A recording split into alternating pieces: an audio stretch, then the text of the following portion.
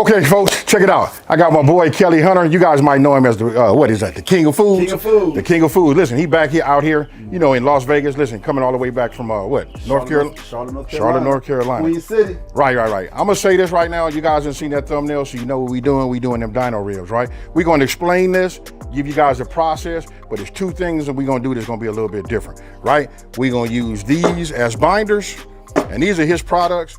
And this right here is what we're gonna coat it with, right? And if you guys didn't know, dino ribs is what? We always say that's brisket on a stick.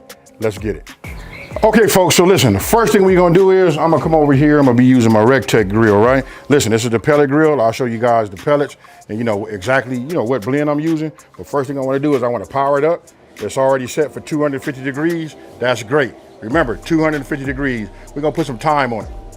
Okay, folks, so listen, as we building up some temp, I'm gonna let my boy right here, Kelly, talk to you guys and let you know, describe what he's doing. I should have put this one over here by me because this is the product that I know. I always use this. Listen, he done brought me some more. He done brought me like 5 of these right now, right? I told him to send it. He was like, man, I'm getting on the plane.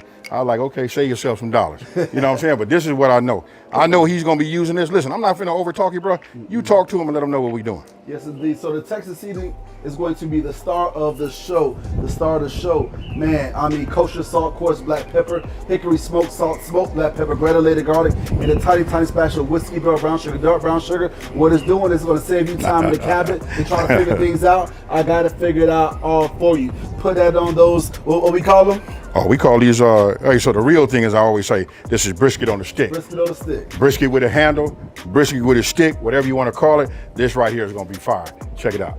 Okay, so today's blend, I'm gonna be using the ultimate blend, right? It's a premium hardwood pellet. Look, it's a combination of white oak, red oak, and hickory. It's 100% natural, and take a look at these right here. Look at that. Okay, so look, here we go. We got 2 sets right here, right?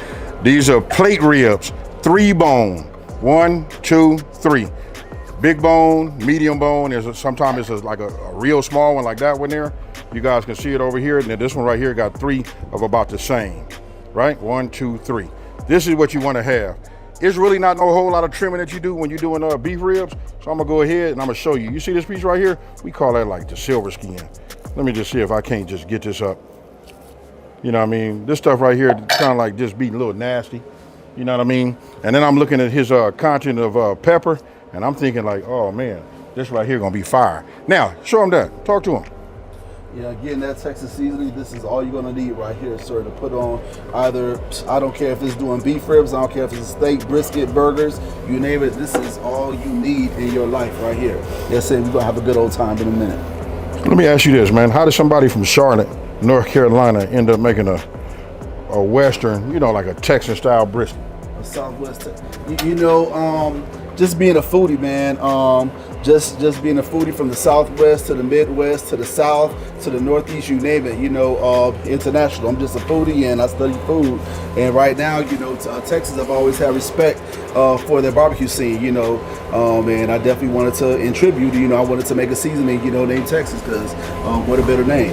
And it's really my #1 seller because it's amazing. Okay, folks, so look, first thing we're gonna do is we're gonna get started, right? Now listen, I like to always put it like a binder on just about everything that I do so I can get my seasoning to stick, right? This right here, that Caribbean mustard, you guys are used to seeing me use regular, like regular yellow mustard, but this right here is what I use, you know what I mean? Man, look at this right here. And the taste is incredible, right? So you just go ahead and put some on here. You know what I mean? I put it all over. I know some of you guys, if this is new to you, now these are them dino ribs, folks. You wait till you see this final result. Everybody want to know like, hey, AB, what's happening with them? So a lot of people gonna say, do you take the membrane off? No, I do not. You know what I mean? We just put a little bit here. I do like the taste of that. This right here, when I use regular mustard, I don't taste it, but when I use this is like really like my secret ingredient, right? So when I use this right here, this gives me a little bit of a flavor profile. You know what I mean? Well worth it, folks. Now, once I got everything coated, like as you see, oh yeah, I'm gonna go ahead. And we're gonna do it 2 different ways. He gonna use another one. He been telling me that's fire, but I want you guys to pay attention just how I go ahead and coat that. Now this part right here, I don't like to see that. Sometimes when you buy it, it can be completely covered. That's the way I like it. This right here, it's okay. You know what I mean? Obviously it's okay because we ain't got no choice. You know what I mean? But here we go. You know what? I almost did something wrong. Let me go ahead and start on the back side. You know what I mean? I just put like a little bit of a light coat. You know what I mean? Just a little bit like that. That's good. That looks so pretty. You know what I mean? It do. You got the combination right. Now, you see the edges? Don't forget the edges. You know what I mean? This is all meat. And this right here at the restaurant will probably cost you, you know what I mean, $28 a pound. It depends on how much we getting it for. You know what I mean? Because we got to put that time on it, almost like brisket. You know what I mean? And then this is what you guys will go when you go to the fair and all of that. You want them big ribs? These are it right here. And remember, folks, that's 3-bone plate rib. They got a lot of beef ribs. You want to get the right ones. These are the ones that puff up and do that.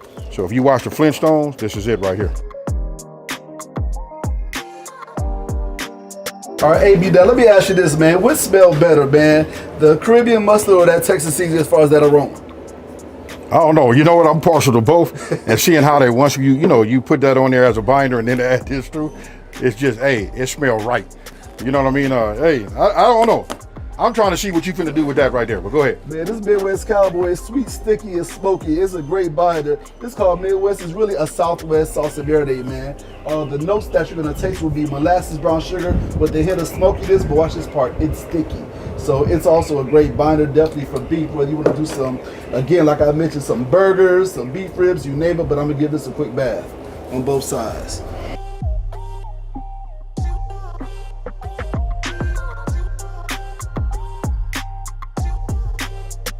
Okay, so look, yeah, you already got it open. Let me just show everybody what it looks like. We already put the first one in there right now, so you guys can see it. Let me swing back. There's the second one, right? And that was in there. Remember the one on the right is the one that he did with the rub that he liked. The one that I like, I did the one with the rub that I like. Also, I went ahead and used that binder, right? Now you guys see this little pan back here? I like to keep a little moisture in there. Now, don't forget, this is the pellet grill. It's already monitored for the temperature. I know we let a lot of heat out of here, so we're gonna go ahead and close that up. We already at 250. Well, we're gonna come back to 250. And guess what, folks? We're gonna not even look at these for the first 3 hours. Okay, folks, so listen, it's been about 3.5 hours, right? So this is what I wanna show you. I went ahead and put on my gloves, right? So if you look, let me do it this way so you guys can see. I got a cut resistant glove right here, right? This is like a cotton glove. This one happens to be cut resistant, and then I put my rubber gloves over the top. This helps me when I go to pick up something, you know what I mean, that it doesn't burn my hands.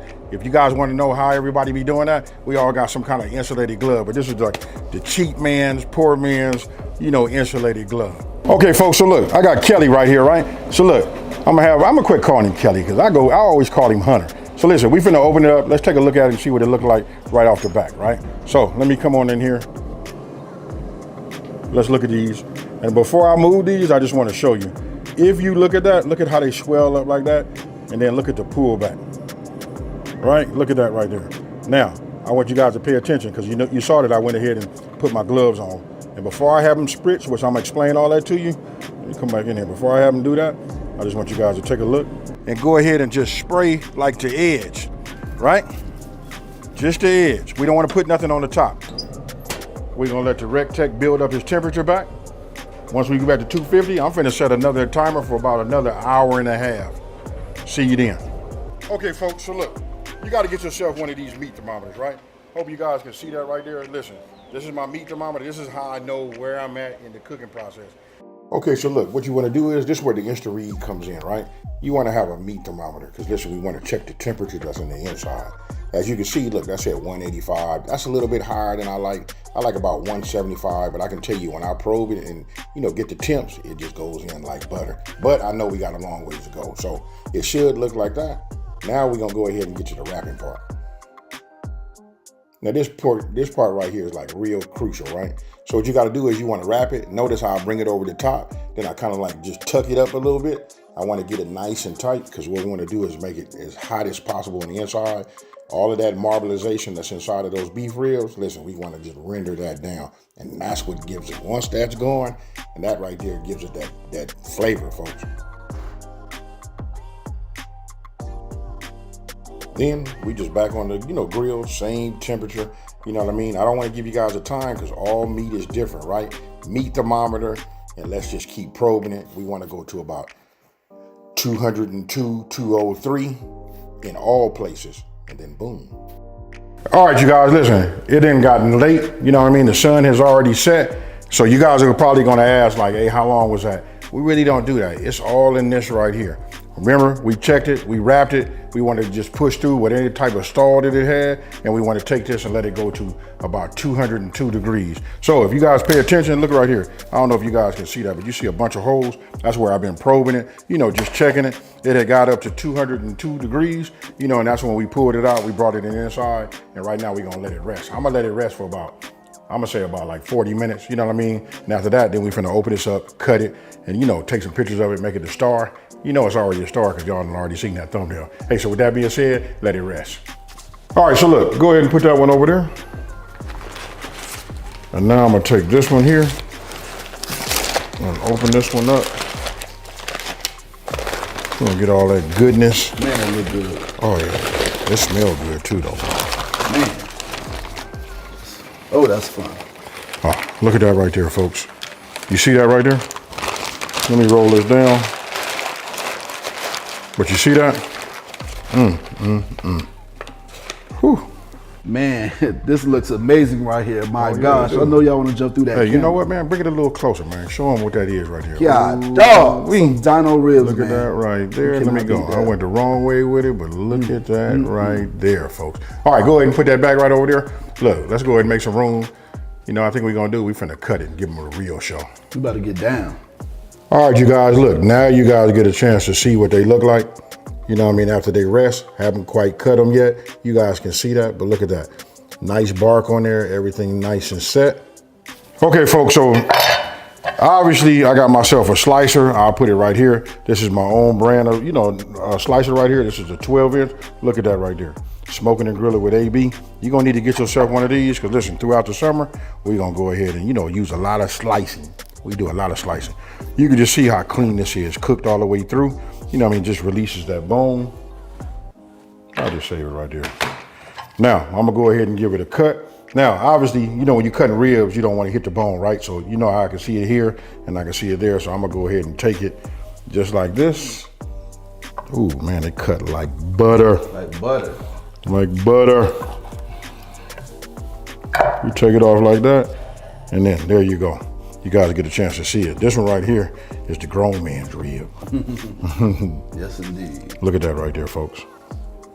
All right, now we finished the one with the Caribbean mustard. Now we're gonna, man, cut this bad boy with that Midwest cowboy. Wow.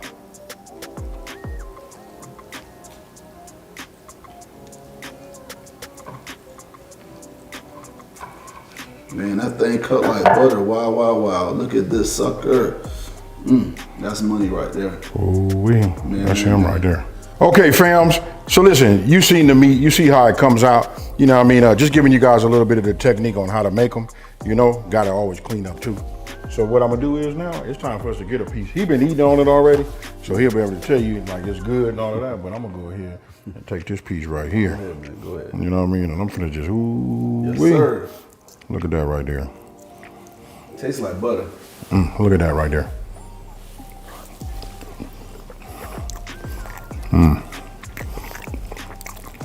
Well, I'll tell you, it's brisket on a stick.